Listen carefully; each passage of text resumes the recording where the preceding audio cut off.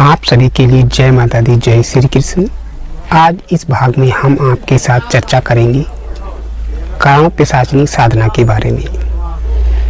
कारण पिशाचिनी साधना को पूर्ण करने के बाद कारण पिशाचिनी आपको कौन कौन से लाभ कराएगी। कारण पिशाचिनी एक ऐसी शक्ति है जो भगवान शिव की शक्ति से और माता काली की शक्ति से, दोनों देवों की शक्ति से मिलकर एक शक्ति उत्पन्न होती है, जिसे कारण पिशाचिनी कहते हैं। कारण पिशाचिनी साधना में महारत हासिल करने के बाद आप सामने वाले व्यक्ति से नजरों में नजरें मिलाकर बात करेंगे, 7 बार मंत्र का जाप करेंगे।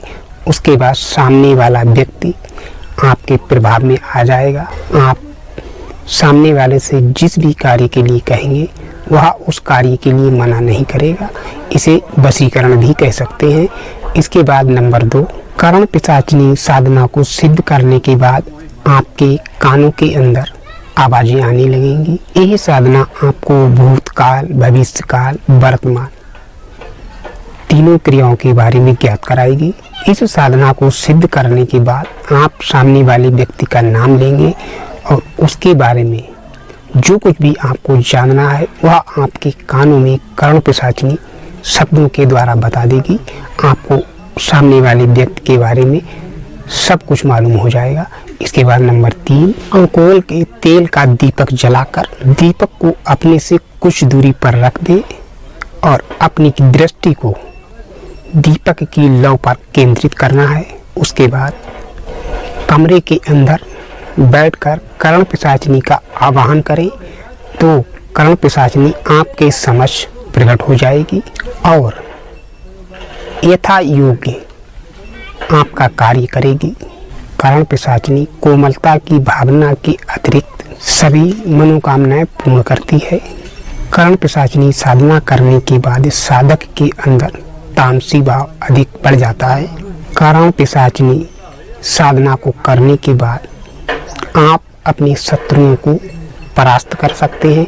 उसके लिए आपको नमक, राई, कौवे के पंख और तिल सभी सामग्री को एकत्रित कर लें। उसके बाद कारण पिशाचिनी के मंत्र से अग्नि के अंदर शत्रु का नाम लेते हुए आहुति दें। इससे आपके शत्रु आपसे परास्त होंगे।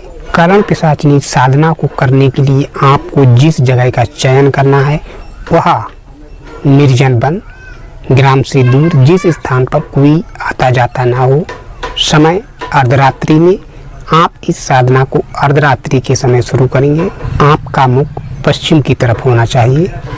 कारण पिशाचिनी साधना में महारत हासिल करने से पहले आपको एक बात का जानना अति आवश्यक है। आपने देखा होगा जब कोई बच्चा डीएम, एसडीएम बनने के लिए तैयारी करता है तो उसको अपने जीवन में कई प्रतियोगी परीक्षाओं में भाग लेना पड़ता है और उसके बाद ही डीएम के पद को हासिल करता है। लेकिन जब बच्चा अपने जीवन में डीएम के पद को पा लेता है उसके बाद डीएम की पावर क्या है, डीएम की वैल्यू क्या है, ये आप जानते हैं। ठीक उसी प्रकार से कारण पिशाचिनी साधना को सिद्ध करने के लिए आपको कड़ा परिश्रम करना होगा। आपकी कई तरह की परीक्षाएं होंगी। हो सकता है कारण पिशाचिनी किसी सुंदर स्त्री के मस्तिष्क पर सवार होकर और वह स्त्री, सुंदर स्त्री आपसे शरीर संबंध बनाने के लिए कहे। यदि आपने शरीर संबंध बना लिए तो आपकी साधना भंग हो जाएगी। साधना काल में आपको शरीर, मन, वाणी, वस्त्र, जिस स्थान पर आप साधना करते हैं वह स्थान शुद्ध और पवित्र रखना चाहिए। साधना काल के दौरान आपको झूठ का त्याग करना है। चोरी या हिंसा जैसी घृणित कार्य से आपको दूर रहना है। उसके बाद निर्मल मन से साधना करें। साधना करने से पहले आप संकल्प लें कि आप जो साधना कर रहे हैं ये केवल मानव हित के लिए इसका उपयोग करेंगे। अपने स्वार्थ के लिए इसका आप दुरुपयोग नहीं करेंगे, क्योंकि परमात्मा आपकी नियत को पहचानता है। साधना के लिए आपको एक नर कपाल की आवश्यकता होगी, इस प्रकार के एक मानव कंकाल की, और आपको अर्धरात्रि के समय इस कपाल की सिंदूर से मांग भरनी है और इसको अपने से कुछ दूरी पर रखना है। इसके सामने एक दीपक जलाकर रखना है और अपने ध्यान को इस खोपड़ी के ऊपर केंद्रित करना है। आंखें खोल कर रखनी है। इस साधना में आपको अपनी आंखें बंद नहीं करनी है। पान, लौंग, सुपारी, धूप, दीप अपनी श्रद्धा के अनुसार मौसमी फल और मिष्ठान का आपको कारण पिशाचनी के लिए भोग अर्पित करना है। ये साधना आपको 108 दिन करनी है। प्रथम रात्रि को आपको प्रथम दिन 1188, उसके अगले दिन 108 मंत्र 1188 के आगे प्लस करके जोड़ देना है। इसी प्रकार से आपको प्रतिदिन 108 मंत्र जोड़ते जाना है। साधना 108 रात्रि करनी है। साधना काल में आपको जिस मंत्र का जाप करना है वह मंत्र इस प्रकार से है। पहले आप इस मंत्र को एक सादे कागज के ऊपर नोट कर लें। नोट करने के बाद आप इसको अच्छे से मुखस्थ याद कर लें। उसके बाद आप सर्वप्रथम एक माला गणेश मंत्र की, दूसरी माला विष्णु भगवान, तीसरी माला शिव भगवान, और जिन लोगों ने अपने जीवन में गुरु धारण कर रखा है तो एक माला अपने गुरु के नाम की। उसके बाद आप इस मंत्र का जाप करें। मंत्र इस प्रकार से है, ओम।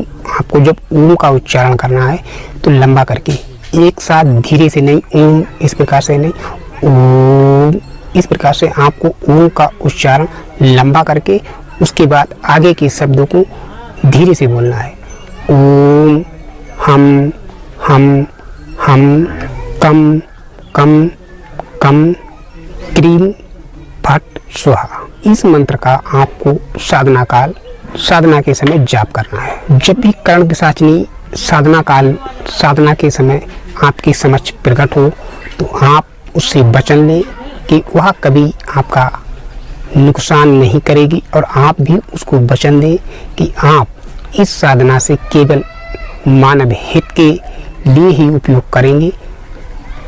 गलत और दूषित कर्म के लिए इस साधना का उपयोग नहीं करेंगे। जैसे जैसे साधना काल का समय आगे बढ़ेगा वैसे वैसे आपके कानों में हल्की हल्की आवाज़ आने लगेगी। इसके लिए आपको डरने की आवश्यकता नहीं है। ये साधना डरावनी नहीं है। कर्ण पिशाचनी आपको साधना से विचलित करने के लिए आपकी परीक्षा ले सकती है। इस चीज़ का आप ध्यान रखें। साधना करते समय किसी भी प्रकार से या कोई सुंदर स्त्री आकर आपसे प्रेम के बारे में कुछ वार्तालाप करे, शरीर संबंध बनाने जैसे शब्द आपसे प्रयोग कर सकती है।